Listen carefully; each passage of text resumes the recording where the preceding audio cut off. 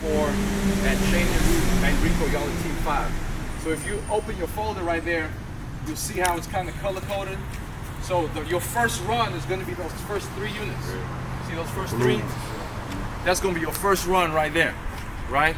That's going to be your first run. And obviously the Highland Vista unit is where they're moving into on the other side, right? The place they're moving onto on the other side, they're also 1-bedroom units, they're studio apartments. So the bedroom is upstairs. They got a weird spiral staircase. You see what I'm saying?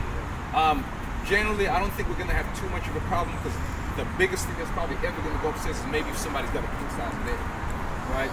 But then, if you need help, extra help with whatever you're getting in, just call us.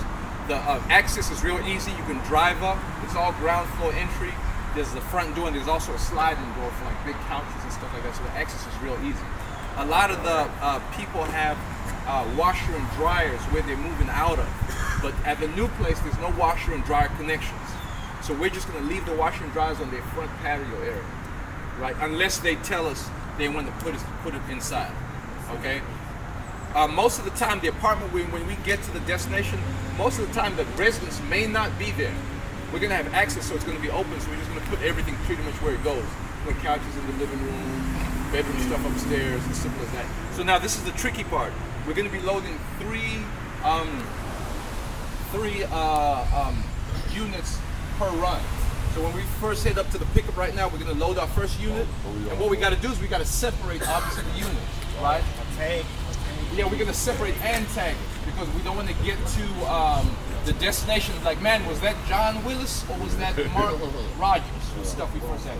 So if you look part of your package, on the left right there, you got the tenant name on your package.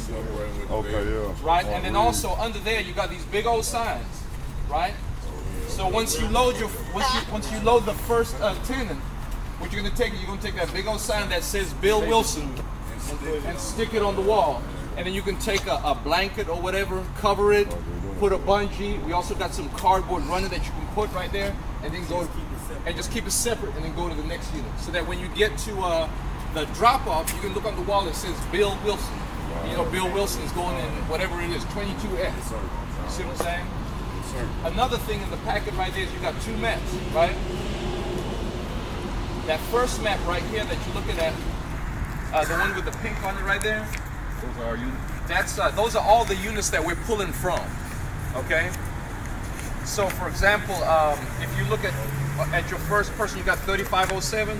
You look for building 35, right?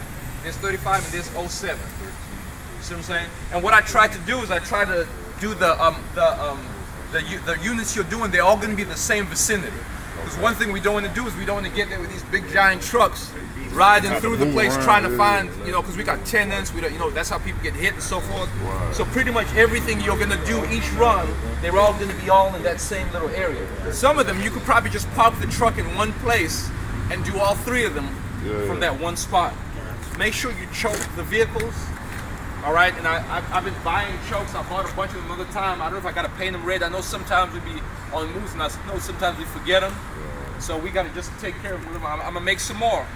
We'll get some more wood and make some more. I might paint them red this time, right? But let's just remember to bring them, because the bricks that we've been using, they tear the tires up.